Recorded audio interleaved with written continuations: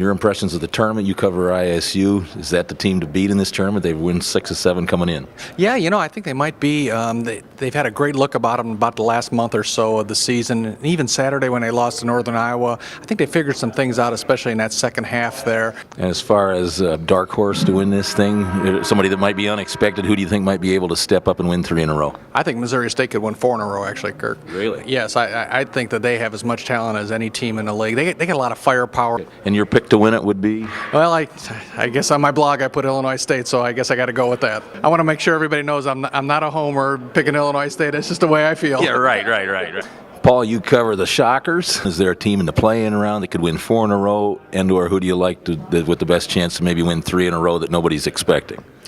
No, I don't think there's a team that can come out of the play-in round. I think that's way too tough. My favorite might be Illinois State. I mean, they're playing really well. That's not really a dark horse. They're the 3 seed. I could see them winning it. I could see Wichita State winning it. Indiana State might be, I guess, the dark horse that would jump out at me. Now, don't point that thing. We have Steve Pivovar from the Omaha World Herald here. He covers the Creighton Blue Jays. As far as assessing the tournament, I've been a Northern Iowa fan from the very get-go.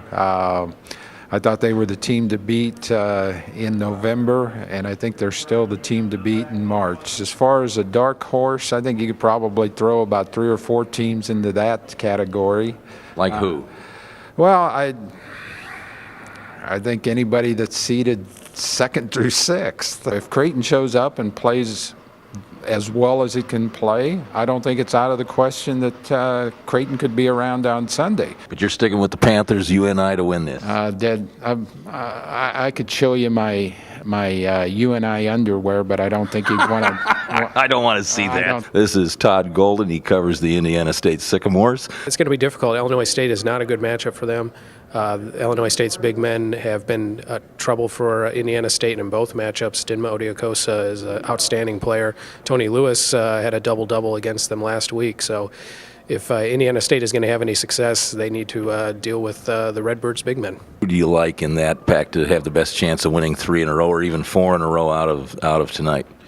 That's a good question. I think if you had to pick one below the top 3, my first thought would be Creighton because of their experience having success in the field here. And your pick to win this thing?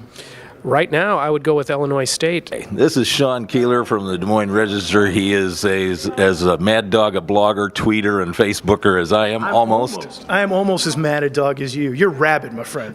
Outside those top 2 or 3, who would be the most likely to step up and win 3 in a row? Or even is there somebody in the play-in that could possibly win 4 in a row with the balance that this league has had this year? You know what's funny? Because this tournament does feel like UNI and then the 10 teams trying to just beat the hell out of them to move on, because the other 10 don't have an at-large case at all, and UNI's got the most to lose. The 7-10 game, Missouri State, Evansville, interesting to me that way. I mean, because hottest team in the league is the Aces, of all people, have just come out of nowhere. Your pick to win this? I'm still going to say UNI, and that's not being jingoistic or homeristic. Of course not. No, I wouldn't. They've been there. And if UNI does not win it, is there any way in your mind, you've seen them a lot, any way at all that they are not in the dance, an NCAA-worthy team? I'm actually working on that right now. The only way, and 2 or 3 bracketologists have told me this, the only way that they can play their way out of the dance right now is simply to lose that quarterfinal opener. If they pull a Creighton a year ago and happen to just beat Southern by, squeak by on some sort of miracle shot, and then get Creighton or Bradley and somehow get drubbed by 40 points, then that committee, you don't want to leave a bad last impression that way.